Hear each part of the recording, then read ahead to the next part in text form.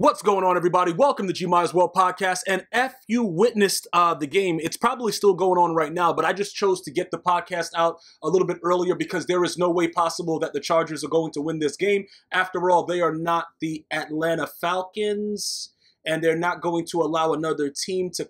But look, the Patriots are not the Atlanta Falcons, and that's not going to happen. So I don't want to bring back memories for the Atlanta Falcon fans, but pretty much Tom Brady and the Patriots are going to be moving on to go and visit Patrick Mahomes.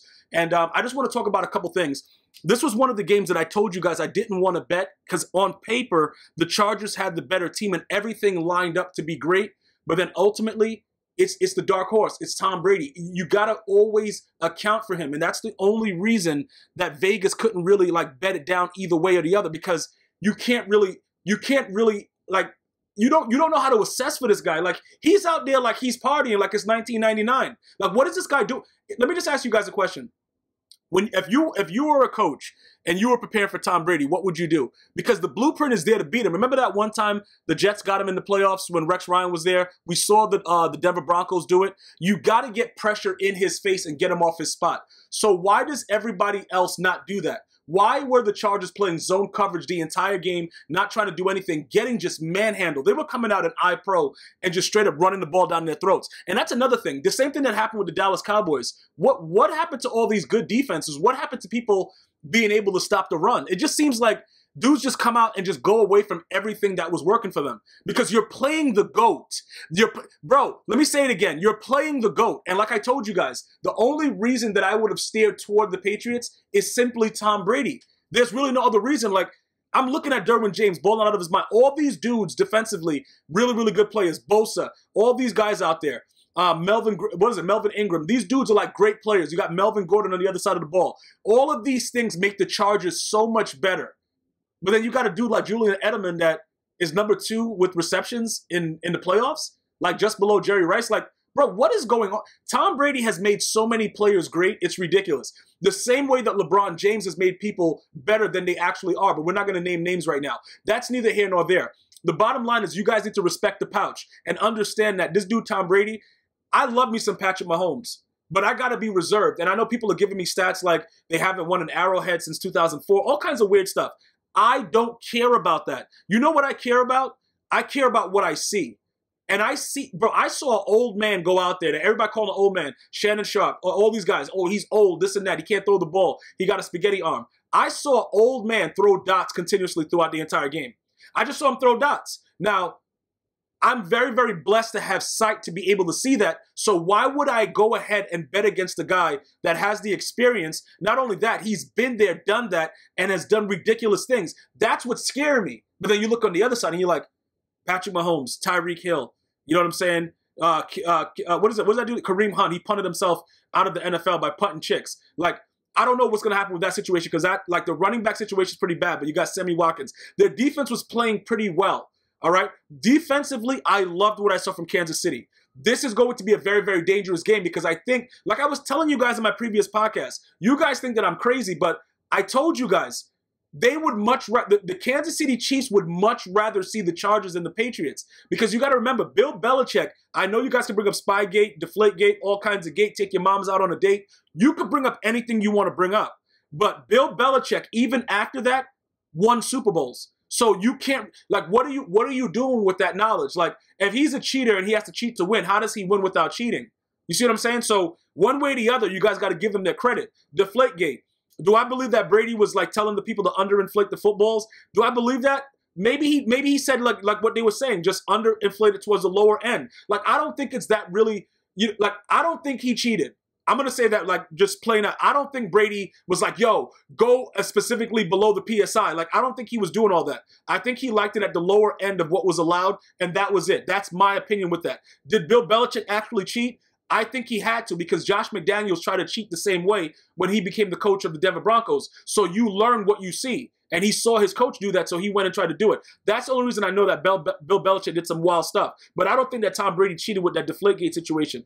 Either way, it doesn't matter because even after that, he went on to win the MVP and another Super Bowl. And we had to watch Roger Goodell give him the trophy, even though Roger Goodell was the reason behind all that stuff with the suspension. So The long story short, let me just explain something to you guys right now. If you were going to be betting this game or you're a Kansas City Chief fan, you got to be very, very careful to bet with your, not with your heart, but with your mind and your eyesight, because it's going to be a game where the Patriots are going to be prepared for this. The Patriots are going to be extremely prepared for everything that Kansas City has. I don't know if Andy Reid is going to be prepared for what Bill Belichick is doing. Let me bring up another example. You see the way the Patriots were never really blitzing throughout the year, and then they come out and start zero blitzing Phillip Rivers like the Ravens the week before? You see, Bill Belichick will put in whatever needs to be put in, and he'll know how to attack it. The only issue is, Tyreek Hill is so fast that I know they're going to score no matter what. It's just about the defenses. What defense is going to step up? Like, if the Kansas City Chiefs defense plays the way that they played, and beat the Colts into submission, if that happens, I like the Chiefs. But the problem is, I don't think they're getting that pressure up the middle. They got really, really good edge rushers. Unless they start blitzing the linebackers right up the middle to get pressure in Tom Brady's face. If you blitz Tom Brady off the edge, he's just going to sit in the pocket and chill. His linemen are designed. They're like robots. They're designed to make you go the wide way around.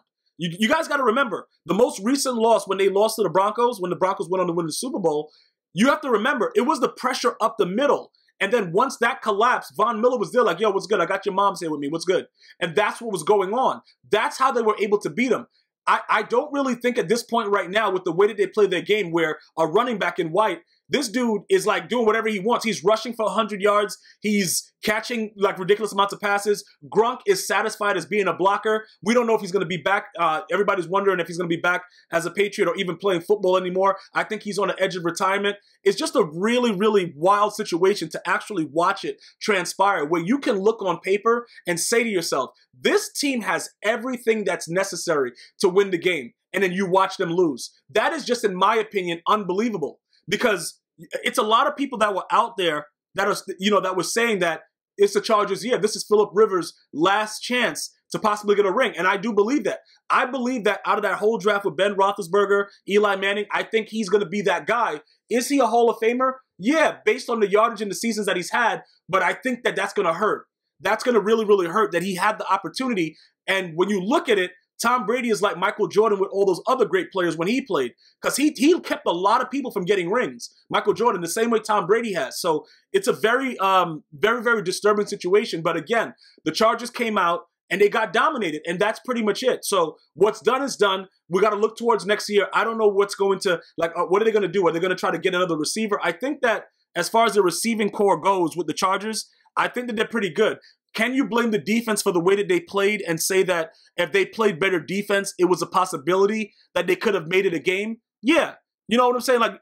I think that defensively, they are a good team. I just don't understand what happens when they go against the Patriots. It's sort of like when people go over to Gillette Stadium, they just turn into idiots and they don't know what they're doing. Nobody knows how to play defense. Nobody knows how to tackle. Everybody's fumbling punts. It just gets weird. And you can blame Bill Belichick and say he has a devil worship, whatever. He's possessing everybody that comes in there, whatever you guys want to say. But ultimately, the Patriots won this game, and they beat the Chargers very, very handily. It was disgusting the way it happened. And what scares me again about their matchup against the Chiefs next week is simply the fact that I don't think that Patrick Mahomes is going to be, is he going to be ready for it after, the second time around? Bill Belichick is giving him all new stuff.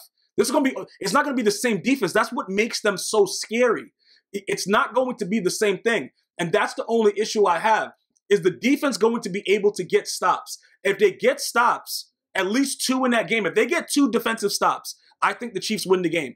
If they can't stop Tom Brady, bro, it's the same thing. Bro, Tom Brady is that dude, like the best player in college or high school or whatever, and you just know of him, but you're scared to talk to him because the dude is like a legend and you don't know what to do. That's Tom Brady, bro. The dude just walks around and just does whatever he wants, and nobody knows how to stop him. Dude's mad old. He doesn't have footwork. He doesn't have this. He doesn't have that. But somehow the man is still able to win all these games. Somebody has to explain that to me. Somebody really the dude is 41 years old, and somehow, some way, there's nobody that can stop this guy. And he's playing in the toughest sport in the world. And he's just running around doing whatever he wants. And you guys want to convince me that it's like, yo, bro, it's a set deal. The Chiefs are definitely going to win. You can miss me with that. I'm going to be giving my picks out during the week on Twitter at GMyersWorld. I'm not sure which way I'm going yet, but I will tell you this.